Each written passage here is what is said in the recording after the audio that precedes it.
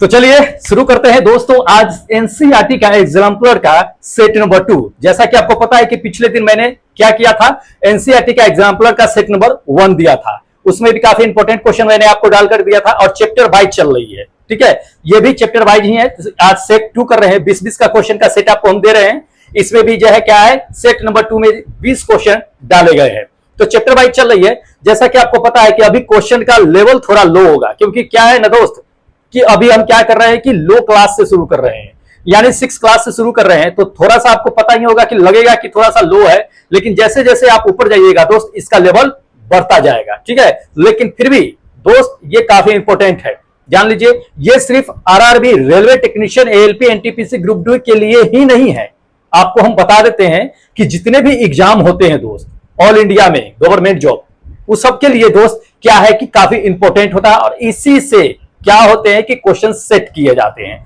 कैसे सेट किया जाता है हम आपको बताएंगे। क्वेश्चन जो बीच में आएगा उसमें हम आपको बताएंगे किस तरह से आपसे पूछा जाता है, और आप एग्जाम में दिए होइएगा, क्वेश्चन देखे होइएगा भी, यहीं से उठा करके दिया जाता है। इसलिए क्या कीजिएगा, क्वेश्चन को मिस मत कीजिएगा। ठीक है, शुरू से अंत तक के वीडियो देखिएगा और नोट्स तैयार करते रहिएगा। दोस्त हर कोई आपको एनसीईआरटी का एग्जाम्पलर नहीं पढ़ाएगा, उसके लिए आपको क्लास परचेज करना पड़ेगा। लेकिन आपको हम क्या कर रहे हैं, बिल्कुल फ्री निःशुल्क में आपको 6 क्लास से लेकर के 12 क्लास तक के एनसीईआरटी का एग्जाम्पलर हम पढ़ा रहे हैं और क्वेश्चन दे रहे हैं।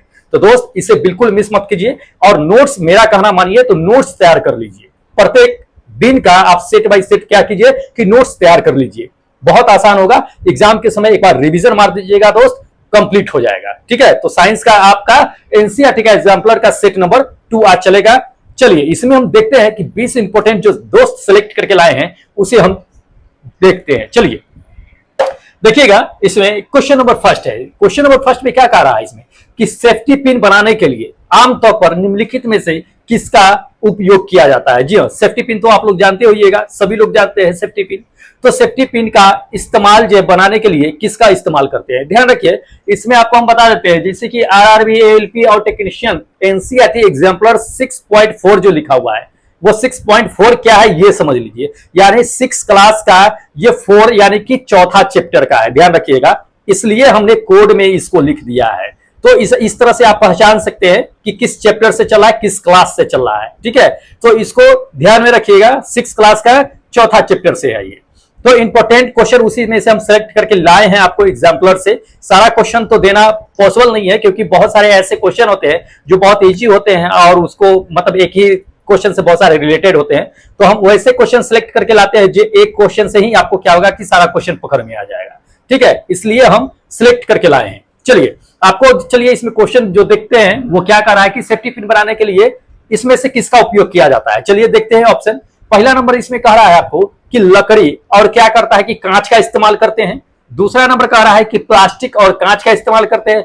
तीसरा चमड़ा और प्लास्टिक का इस्तेमाल करते हैं, और चौथा आपको दे दिया है कि स्टील और प्लास्टिक का इस्तेमाल करते हैं। दोस्त सेफ्टी पिन बनाने के लिए किसका इस्तेमाल करते हैं, ध्यान रखिएगा। आपको हम बताते हैं कि सेफ्टी पिन अगर बनाना हो ना दोस्त, सेफ्टी पिन अगर बनता है तो ये 4th नंबर स्टील और प्लास्टिक का इस्तेमाल किया जाता है। जी हाँ, आप बहुत सारे सेफ्टी पिन देखे होइएगा जिसमें क्या होता है कि स्टील और क्या होता है कि प्लास्टिक का इस्तेमाल किया जाता है। तो इंपॉर्टेंट है, ध्यान में रखना है। चलिए अगला क्वेश्चन देख लीजिए। अगला क्वेश्चन इसमें दे दिया है कि कार के फ्रंट का ग्लास जो होता है, विंडो स्क्रीन जिसको बोलते हैं, वो निम्नलिखित में से किस प्रकार के बने होते हैं। तो आप लोग जानते हैं, हम लोग अच्छी तरह से जानते हैं कि किसका होता है, वो आर पार दिखता है। जितने भी गाड़ी के फ्रंट का जो होते हैं, ड्राइवर के पास ये फ्रंट का ये विंडो का ये या साइड का विंडो का ये अब ट्रांसपेरेंट ही होता है, जो आर पार दिखता है, तो पारदर्शी बनता है। ये फर्स्ट नंबर मेरा ऑप्शन करेक्ट होगा। ठीक है, चलिए तीसरा नंबर आपको दिखाते हैं क्या है इंपॉर्टेंट क्वेश्चन, ध्यान रखिएगा।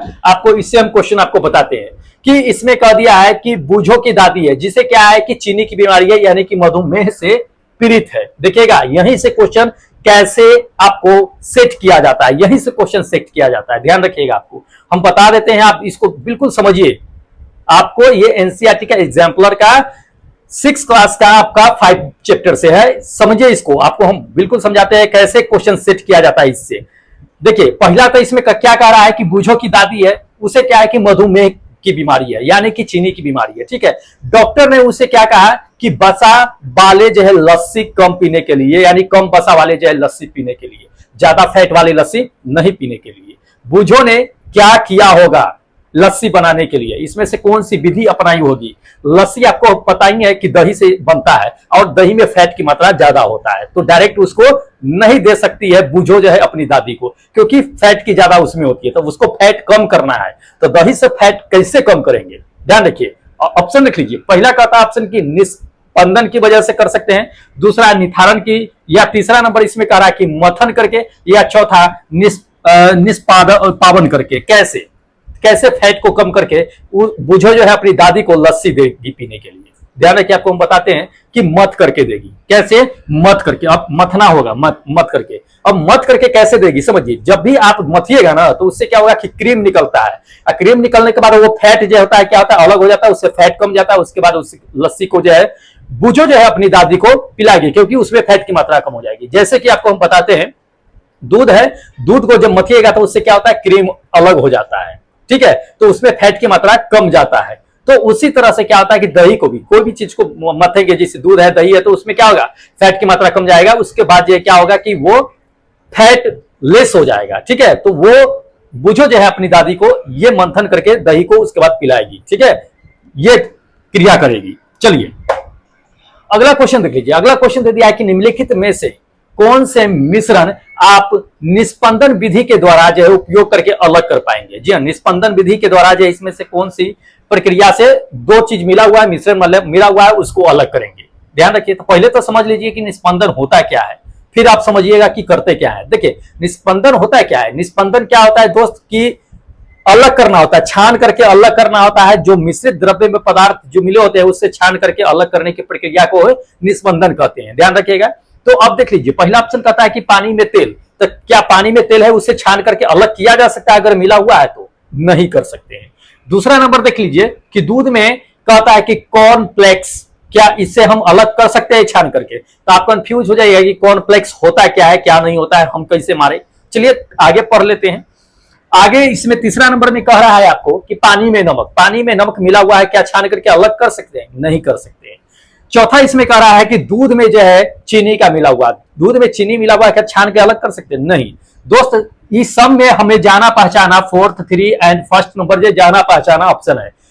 सेकेंड नंबर देखिए, दूध में कॉर्नफ्लेक्स, कॉर्नफ्लेक्स मतलब जानते हैं दूध में जो होता है मक्का का लावा हुआ, देखिए होइएगा, वो क्या होता है कि कॉर्नफ्लेक्स होता है। ठीक है, वो दूध में अगर मिला हुआ है तो उसे छान करके हम अलग कर सकते हैं, तो निस्पंदन की क्रिया द्वारा इसे अलग कर सकते हैं। ये सेकेंड नंबर मेरा ऑप्शन होगा। दोस्त यहीं से क्या होता है कि क्वेश्चन पूछे जाते हैं ऐसे करके। ठीक है, चलिए अगला क्वेश्चन देख लीजिए। अगला क्वेश्चन दे दिया है कि अपने घर पर, ठीक है, अपने घर पर क्या होता है, मक्खन और क्रीम से घी बनाते हैं। बिल्कुल बनाते हैं, मक्खन से, दूध से क्रीम निकालते हैं, क्रीम को जो है गर्म करके क्या करते हैं, घी बनाते हैं।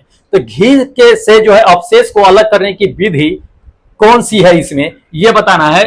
यहां पे देख लीजिए दिया हुआ है, इसमें आपको कथन दिया हुआ है। तो इसमें क्या है कि बाष्पीकरण करके, निस्तारण करके, उसके बाद आपको दे दिया है कि निस्पंदन करके, मंथन करके, किस किस विधि के द्वारा जो हम घी जो है क्या कर सकते हैं, घी के अवशेष को अलग कर सकते हैं। देखिए जैसे क्रीम होता है, क्रीम को जमा करते हैं, क्रीम को जब गर्म कीजिएगा तो क्या होता है, अशुद्धि जो होता है नीचे बढ़ जाता है। उसके बाद जो है आप क्या करते हैं कि उसे छान करके अलग कर लेते हैं। छानने वाला काम तो अब आपको बता दिया कि निस्पंदन की क्रिया होती है, तो एक तो थर्ड नंबर हो जाएगा। और गर्म करके अशुद्धि जो मिला होता है उसको गर्म करके अशुद्धि को अलग करना होता है, तो वो निस्तारण होता है। ठीक है, तो ये सेकेंड नंबर और थर्ड नंबर जो है मेरा करेक्ट होगा। और सेकेंड थर्ड नंबर मेरा ऑप्शन में कौन सा है, ये सेकेंड नंबर है, जो सेकेंड और थर्ड है। तो ये सेकेंड नंबर मेरा ऑप्शन क्या होगा कि दोस्त बिल्कुल करेक्ट होगा। तो ध्यान रखिएगा, इंपॉर्टेंट है।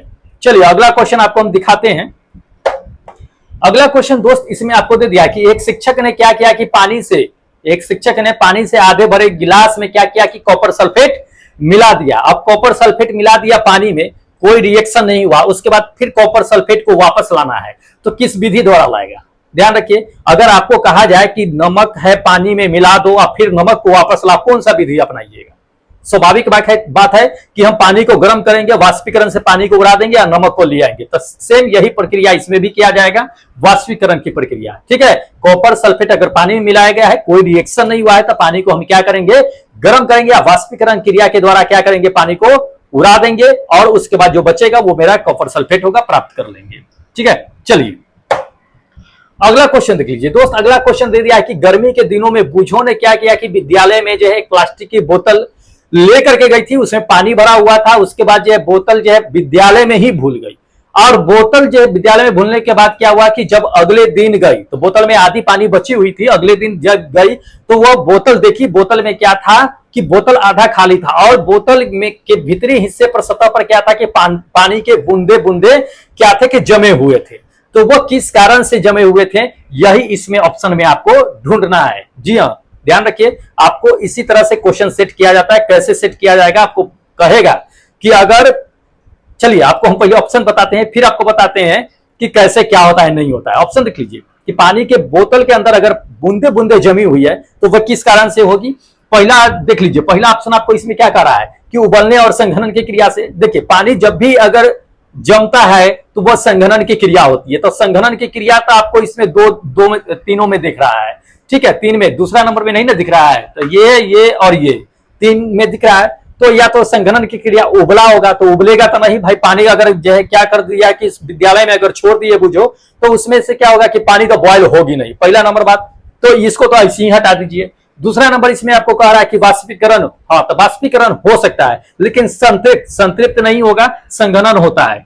तीसरा नंबर देख लीजिए, तीसरा नंबर कहता है वाष्पीकरण और संघनन, तो जी हाँ यही बिल्कुल करेक्ट मेरा ऑप्शन होगा कि वाष्पीकरण संघनन। क्या होगा कि बुझो जब बोतल अपनी पानी को विद्यालय में छोड़ दी गई तो धूप की वजह से या वातावरण के टेम्परेचर से बोतल से पानी वाष्प बन के उड़ा होगा, लेकिन ढक्कन बंद था जिस वजह से वाष्प ऊपर नहीं गया, अंदर ही रह गया। उसके बाद जो है वो संघनित होकर के पानी के बूंद के रूप में जमा हो गया। ठीक है, पानी के बूंद के रूप में जमा हो गया। क्वेश्चन आपको कैसे पूछा जाता है, ध्यान रखिए कि बादल से जो पानी बनती है वो उसमें कौन सी क्रिया होती है, संघनन की क्रिया होती है। बादल भी आकाश में जाता है, संघनित होकर बरसता है ना, तो संघनित होकर के पानी का रूप धारण कर लेती है, फिर वो नीचे बरसती है। तो ध्यान रखिएगा इस चीज को। यही जो है सवाल इस तरह से क्या होता है कि सेट किया जाता है आपका एग्जाम में, तो इसको पढ़ना जरूरी है। एनसीईआरटी एग्जाम्पलर स्टोरी के तौर पे रहता है ये। चलिए अगला क्वेश्चन देख लीजिए। अगला क्वेश्चन दे दिया है कि पहली एक लड़की है जो बूझो से एक गिलास पानी मांगी। ठीक है, एक गिलास पानी मांगी। अब बूझो ने क्या किया कि उसे जो है बर्फ के ठंडे गिलास का जो है क्या हुआ कि पानी दे दी। गिलास के पानी के बाहर क्या है कि बूंदे जो है जमा हो जाती है। आप भी अगर ठंडे गिलास में अगर ठंडा पानी डालिएगा या बर्फ डालिएगा तो उसके बाहरी सतह पर क्या होता है कि पानी के बूंद जमा हो जाते हैं। वो किस कारण से होते हैं, तो संघनित हो जाते हैं। पानी क्या होते हैं, वाष्पीकरण बाहर का जल्दी जल्दी होने लगता है और वहां पे इतना जल्दी क्रिया होता है कि वो वहीं पे संघनित हो जाता है। तो वाष्पीकरण और संघनन की क्रिया की वजह से होता है। ये क्या होगा कि फोर्थ नंबर मेरा ऑप्शन करेक्ट होगा। वायुमंडलीय जल का वाष्पीकरण होता है और क्या होता है, संघनन हो जाता है, जिसकी वजह से पानी का बूंद बनता है। ध्यान रखिएगा। चलिए अगला क्वेश्चन देख लीजिए। अगला क्वेश्चन इसमें कहता है कि एक लोहे की अंगूठी को जब गर्म किया जाता है तो इसके बारे में जो है निम्नलिखित में से कौन सा कथन जो है गलत है, सही नहीं गलत है, गलत कथन बताना है। तो देखिए जब अंगूठी को गर्म करेंगे तो पहला कहता है कि अंगूठी फैलेगा, तो जी हाँ बिल्कुल फैलेगा, क्योंकि गर्म करेंगे तो प्रसार होगा ही, क्योंकि अंगूठी क्या है कि आपका धातु है ना, तो वो क्या होगा, धातु है तो वो फैलेगा ही गर्म करने पे। दूसरा नंबर इसमें कह रहा है आपको कि ठंडा होने पर लगभग जो है वो अपने समान जो है आकार की हो जाती है। तो हाँ ठीक है, लगभग समान आकार की हो जाती है गर्म करने के बाद, ये भी सही है। थर्ड नंबर में आपको देख लीजिए, थर्ड नंबर में इसमें आपको क्या कर रहा है कि इसमें परिवर्तन उल्टा होता है। तो जी बिल्कुल उल्टा होता है, क्योंकि गर्म करेंगे तो पिघल जाएगा, पिघल करके हम फिर चाहेंगे तो उस अंगूठी के रूप में ढाल सकते हैं, बिल्कुल ढाल सकते हैं इसको। तो ये भी प्रक्रिया क्या होता है कि उल्टा हो सकता है। फोर्थ नंबर में इसमें आपको कह रहा है इसमें कि अंगूठी का आकार बदलता है, बिल्कुल बदलता है जब गर्म करते हैं। तो परिवर्तन उल्टा नहीं किया जा सकता है, ये गलत है। परिवर्तन उल्टा कर सकते हैं, ये फोर्थ नंबर मेरा स्टेटमेंट क्या है, और यही मेरा क्या है कि पकड़ना था कि कौन गलत है या कौन सही है। चलिए अगला क्वेश्चन देख लीजिए। अगला क्वेश्चन दोस्त इसमें दे दिया है कि लोहे के रिम है। ठीक है, लोहे के रिम लकड़ी के पहिए पर चढ़ाना होता है तो क्या होता है कि थोड़ी छोटी बनाई जाती है रिम को। लकड़ी के पहिए से रिम को क्या होता है, छोटा बनाया जाता है। आमतौर पर लकड़ी के पहियों में फिट करने से पहले क्या किया जाता है, रिम को गर्म किया जाता है। उसके बाद यह लकड़ी पर क्या किया जाता है, फिट किया जाता है। तो गर्म किया जाता है तो इसमें से क्यों गर्म किया जाता है ये बताना है। पहला ऑप्शन देख लीजिए, पहला ऑप्शन आपको कहता है कि फैलती है, रिम क्या होती है कि फैलती है, लकड़ी के पहिए पर क्या होती है कि फिट हो जाती है। तो फैलती तो है, ये सही है, रिम के पहिए पर भी फिट हो जाती है। लेकिन देखते हैं आगे भी हमें देखना है, जो बेस्ट ऑप्शन होगा वही मारेंगे। दूसरा नंबर इसमें कह रहा है कि सिकुड़ती है और लकड़ी के पहिए पर फिट हो जाती है। ये भी सही है, सिकुड़ करके ही फिट होगी, क्योंकि फैलेगा तो लकड़ी पर तो ढीला हो जाएगा ना, लूज हो जाएगा। तो सिकुड़ती है फिर फिट होती है। तीसरा नंबर, लेकिन बेस्ट जो सटीक होगा ऑप्शन वही हम मारेंगे। थर्ड नंबर पे कह रहा है आकार में कोई परिवर्तन नहीं होता है। ये गलत है, आकार में परिवर्तन होता है, लेकिन हमें बेस्ट चुनना है, सही चुनना है कि कौन होगा।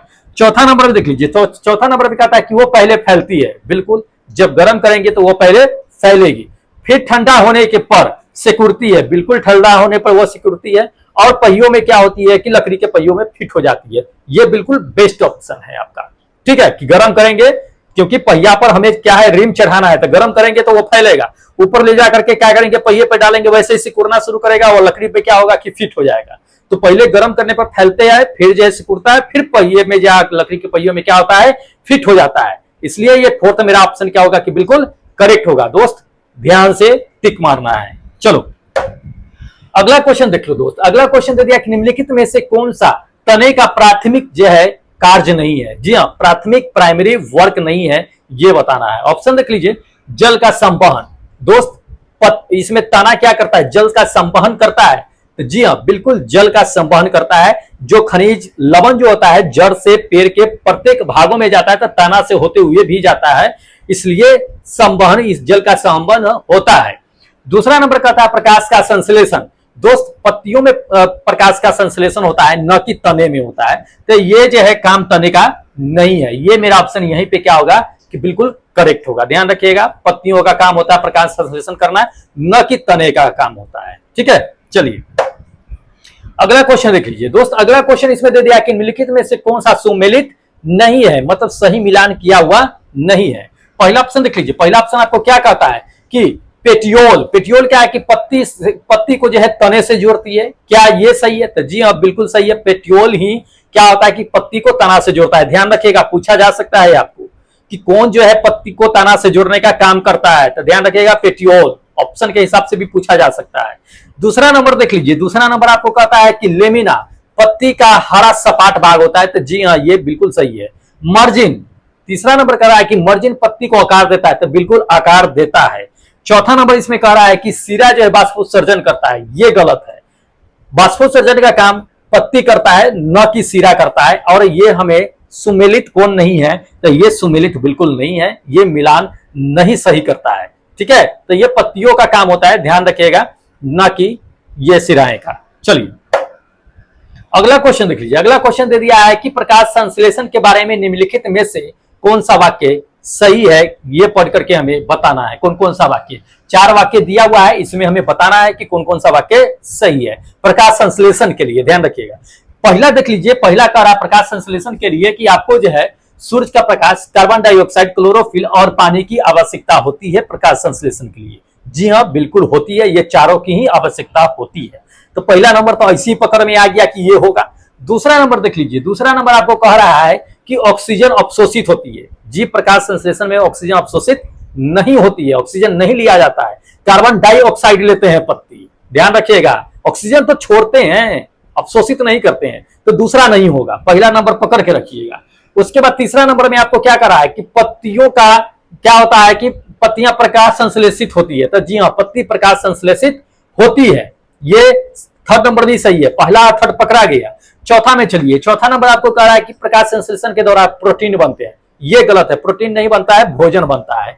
ठीक है, तो ये नहीं है, मतलब कि हमारा जो आंसर जो है ये फर्स्ट और थर्ड है, और फर्स्ट थर्ड किस ऑप्शन में दिया हुआ है, ये सेकेंड वाले ऑप्शन में दिया हुआ है, फर्स्ट और थर्ड। इसलिए मेरा सेकेंड नंबर ऑप्शन क्या होगा कि बिल्कुल करेक्ट होगा। ठीक है, तो इसको ध्यान में रखिएगा। चलिए अगला क्वेश्चन देख लीजिए दोस्त। अगला क्वेश्चन आपको दे दिया है कि निम्नलिखित में से कौन सा शब्द जो है फूल के भाग का गठन करता है। फूल के भाग का गठन करता है। कौन से फूल का भाग का गठन करता है? ध्यान रखिएगा, मादा भाग का। ठीक है, फूल के मादा भाग का गठन करता है कौन, ये ध्यान रखना है। तो पहला ऑप्शन देख लीजिए, पहला ऑप्शन इसमें आपको दे दिया है कि बाहरी दल जो है पंखुड़ी और पुंकेसर। पुंकेसर ध्यान रखिए वो मादा में होता है, ये गलत है, ध्यान रखिएगा। सारे ऑप्शन में देख लीजिए, सारे ऑप्शन में पुंकेसर है, जो ऑप्शन में पुंकेसर है वो नहीं होगा। तो पुंकेसर फर्स्ट में भी है, थर्ड में भी है, फोर्थ में भी है, पुंकेसर लास्ट में देख लीजिए, है ना। तो पुंकेसर वाला तो होगा नहीं क्योंकि वह नर भाग होता है। मादा भाग ये सेकेंड नंबर मेरा होगा। वर्तिकाय वर्तिकाग्र आपका जो है अंडा से, ये क्या होता है कि मादा का भाग होता है और मादा वाला ही क्या करना है, हमें चुनना है दोस्त। चलिए अगला दिखाते हैं क्वेश्चन। अगला क्वेश्चन इसमें आपको दे दिया है कि हमारे शरीर में निम्नलिखित में से कौन से अंग जो है गति करने में मदद करते हैं। जी हाँ, कौन सा अंग जो है हम जो चलते हैं तो गति करने में क्या है कि मदद करते हैं, ये बताना। पहला देख लीजिए दिया हुआ है हड्डी, दूसरा दिया हुआ है त्वचा, तीसरा मांसपेशी, चौथा अंग दे दिया है। कौन जो है गति करने में मदद करता है, ध्यान रखिएगा दोस्त। त्वचा तो गति करने में मदद नहीं करता है। अंग तो बहुत सारे अंग होते हैं, तो त्वचा भी एक अंग ही है, तो ये भी मदद नहीं करते हैं। करते कौन है, तो हड्डी और मांसपेशी, दो चीज जो है गति करने में मदद करते हैं। यानी कि फर्स्ट और थर्ड नंबर, फर्स्ट और थर्ड किसमें है, ये पहले नंबर में है। तो ये पहला नंबर मेरा ऑप्शन क्या होगा कि बिल्कुल करेक्ट होगा। ठीक है, इसको ध्यान में रखना है दोस्त, सारे इंपॉर्टेंट क्वेश्चन है। चलिए अगला क्वेश्चन दिखाते हैं। अगला क्वेश्चन दोस्त इसमें आपको दे दिया कि निम्नलिखित में से कौन सा जोड़ा जो है अचल है। अचल मतलब कि चल नहीं सकता है, उसमें हलचल नहीं होता है। कौन सा जोड़ा है, पहला ऑप्शन देख लीजिए। पहला ऑप्शन कहता है कि कंधा और बाह। ये कंधा हलचल नहीं करता है, करता है, बाह भी करता है, ये करता है। हलचल जो है क्या है कि अचल है, जो चल नहीं सकता है, हलचल नहीं कर सकता है, ये बताना है। तो ये तो करता है, ये तो होगा नहीं। दूसरा नंबर कहता है कि घुटना और जोर। दोस्त ये भी जोर यहाँ पे होता है, ये भी हलचल करता है। ठीक है, घुटना वाला भी क्या होता है कि हलचल करता है। तीसरा नंबर देख लीजिए, तीसरा नंबर आपको कह रहा है कि ऊपरी जबड़ा और जो है खोपड़ी, ये खोपड़ी हलचल नहीं करता है, लेकिन मेरा खोपड़ी जो है हलचल करता है। ध्यान रखिएगा, आपको बता दें खोपड़ी हलचल नहीं करता है, और ये ऊपरी जबड़ा जो हो गया, ये जो बोल रहे हैं ना, तो ये नीचे का जबड़ा हलचल करता है, ना कि ऊपर का जबड़ा हलचल करता है। ध्यान रखिएगा, ऊपरी जबड़ा और ये खोपड़ी जो है हलचल नहीं करता है, ये अचल होता है, ये चल नहीं होता है। तो ये क्या होगा कि ये थर्ड नंबर मेरा ऑप्शन बिल्कुल करेक्ट होगा। ध्यान रखिएगा, निचला जबड़ा क्या करता है कि हलचल करता है, उसमें वो चल संधि में आता है, अचल संधि में नहीं आता है। चलिए अगला क्वेश्चन देख लीजिए। अगला क्वेश्चन इसमें आपको दे दिया है पानी के नीचे गोताखोर क्या होता है कि अपने पैर में एक जो है फ्लिपर्स जो है पहन लेते हैं। ठीक है, तो फ्लिपर्स क्यों पहनते हैं ये बताना है। पहला ऑप्शन देख लीजिए, फ्लिपर्स इसलिए पहनते होंगे कि पानी में आसानी से तैर सके इसलिए पहनते हैं, या दूसरा नंबर दे दिया है कि मछली की तरह दिख सके इसलिए फ्लिपर्स पहनते हैं, या तीसरा नंबर आपको कहता है कि पानी की सतह पर चल सके, दौड़ सके, चल सके इसलिए फ्लिपर्स पहनते हैं, या चौथा नंबर इसमें आपको दे दिया है कि समुद्र के तल पर चल सके। दोस्त चलने उलने के लिए नहीं होता है, वो पानी में आसानी से तैर सके इसलिए क्या होता है कि फ्लिपर्स पहनते हैं। ध्यान रखिएगा, ये फर्स्ट नंबर मेरा ऑप्शन करेक्ट होगा। पानी में आसानी से तैर सके इसलिए फ्लिपर्स क्या करते हैं कि तैराकी जो होते हैं वो पहनते हैं। चलिए अगला क्वेश्चन देख लीजिए दोस्त। अगला क्वेश्चन दे दिया है कि एक हड्डी को हिलाने के लिए, एक हड्डी को हिलाने के लिए कितने मांसपेशी की जरूरत पड़ती है, या कितने मांसपेशी एक साथ काम करते हैं। अगर आपका कोई हड्डी है, जैसे कि ये हड्डी है, अगर हड्डी को हिला रहे हैं दोस्त, तो इसमें कितने मांसपेशी कम से कम काम करेंगे। दोस्त ध्यान रखिएगा, कम से कम हड्डी को हिलाने के लिए 2 मांसपेशी होना जरूरी है। ये सेकेंड नंबर मेरा ऑप्शन करेक्ट होगा, 2 मांसपेशी कम से कम हड्डी को हिलाने के लिए, तो इंपॉर्टेंट है, इसको ध्यान में रखिएगा। चलिए अगला क्वेश्चन देख लीजिए दोस्त। अगला क्वेश्चन दे दिया है कि निम्नलिखित में से कौन सा उत्तेजना के प्रतिक्रिया का उदाहरण नहीं है। जी उत्तेजना का कौन सा प्रतिक्रिया का उदाहरण नहीं है, ये कहा जा रहा है। उत्तेजना क्या होता है, उत्तेजना क्या होता है दोस्त, जो जबरदस्ती उस चीज को होता है। ठीक है, उस और जबरन क्या होता है, रोक नहीं सकते हैं, फिर भी वो चीजें हो जाती है। ठीक है, जैसे कि आप अगर मान लीजिए, आपको हम बता देते हैं, आपकी ओर अगर ढेला फेंका जाए, बॉल फेंका जाए, तो आपकी आंखें तुरंत बंद हो जाएगी। ये एक क्या है कि आपका उत्तेजना होता है। ठीक है, अगर अचानक पीछे से कोई छू दिया, आप डर जाते हैं, ये एक उत्तेजना होता है, ध्यान रखिएगा। तो आप चलिए लेकर के चलते हैं ऑप्शन पे। पहला नंबर कह रहा है कि स्वादिष्ट खाद्य पदार्थ देख करके मुंह में पानी आना, क्या ये उत्तेजना का जो है उदाहरण है या नहीं है। तो जी हाँ, ये उत्तेजना का उदाहरण है। हम किसी भी चीज को देखते हैं तो पानी टपकना शुरू हो जाता है, खट्टे चीज को देखें या मनपसंद चीज को देखते हैं, काश वो हमें मिल जाता, काश हम खा लेते इसे, अंदर से पानी, हम रोक नहीं सकते उस चीज को। ठीक है, तो ये उत्तेजना की प्रक्रिया होती है अपने अंदर में। दूसरा नंबर देख लीजिए, दूसरा नंबर कहता है कि छूने पर मिमोसा का पौधा क्या होता है कि पत्ती का बंद हो जाना। जी मिमोसा का पौधा होता है या छुई मुई का पौधा होता है जिसे छूने पर क्या होता है कि वो सिकुड़ जाते हैं, बंद हो जाते हैं। ये भी उत्तेजना का ही जो है क्या होता है कि प्रतिक्रिया होता है। तीसरा नंबर में आपको कह रहा है इसमें कि जब कोई वस्तु अचानक हमारी ओर फेंकी जाती है तो आंखें बंद हो जाती है। जी हाँ बिल्कुल सही है, आपकी ओर अगर बल्ब को फेंकेंगे तो आपकी आंखें अचानक बंद हो जाएगी। आप सोचिए अब खोल कर रख के नहीं रहेगा खुल के। कोई भी पेन हो, बल्ब हो या कोई भी चीज किताब हो आपकी ओर अगर फेंकेंगे अचानक आपकी आंखें बंद हो जाएगी। आप कोशिश कीजिएगा कि हम खोल के रखें, नहीं रहेगा। तो यह उत्तेजना का एक उदाहरण है। चौथा नंबर मेरा ऑप्शन करेक्ट होगा, अंडे से चूजे का निकलना। ठीक है, अंडे से चूजे का निकलना ये तो एक प्राकृतिक नियम है, ये उत्तेजना का उदाहरण नहीं है। ठीक है, तो इसको ध्यान में रखिएगा। चलिए लास्ट क्वेश्चन देख लीजिए दोस्त, ये लास्ट क्वेश्चन है अपना। कहता है कि उत्सर्जन के बारे में निम्नलिखित में से कौन सा कथन जो है गलत है। उत्सर्जन के बारे में, उत्सर्जन कई तरह से होते हैं अपने शरीर में, पसीना के माध्यम से, मूल मूत्र के माध्यम से, मलमूत्र जो होता है उसके माध्यम से। तो बहुत सारे तरह से क्या होता है कि उत्सर्जन अपने शरीर में होते रहते हैं। तो चलिए इसमें देखते हैं कि उत्सर्जन का कथन जो है इसमें कौन सा गलत है ये बताने के लिए।